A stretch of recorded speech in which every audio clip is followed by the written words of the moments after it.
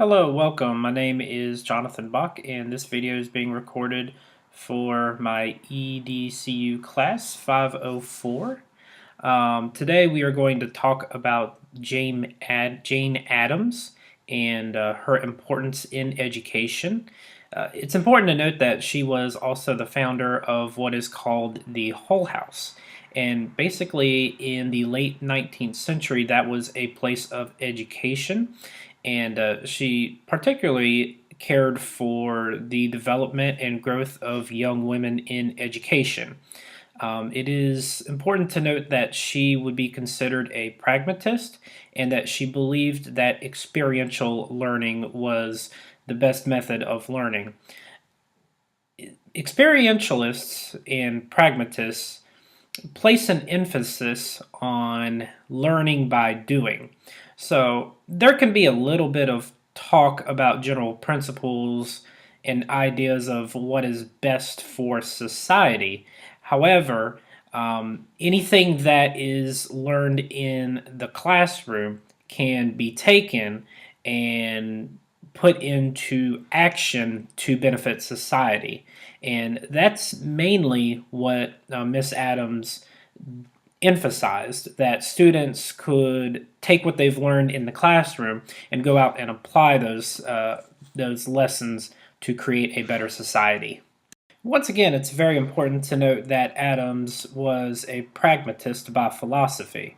And one of the things that she talked about was basically democratizing education.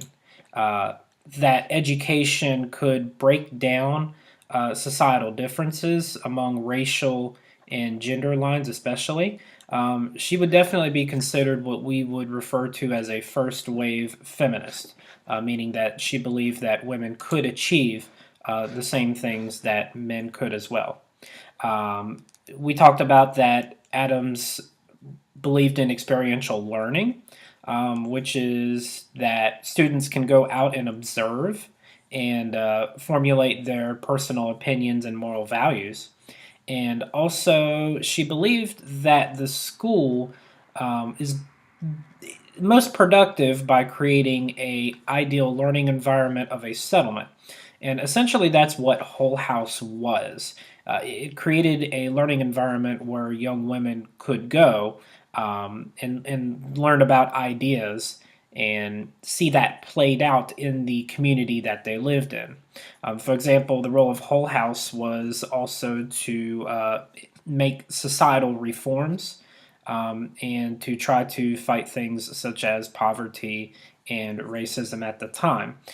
It's also worth noting that Adams believed that this experience and knowledge would help to break down racial, class, and religious divisions in the community, and this would benefit the greater good as a whole of society. Lastly, we'll talk about the educational impact that Jane Addams had within society, things in education that we can still see today. It's worth noting that as a pragmatist, she valued learning through experience. So in the classroom, ideals would be talked about.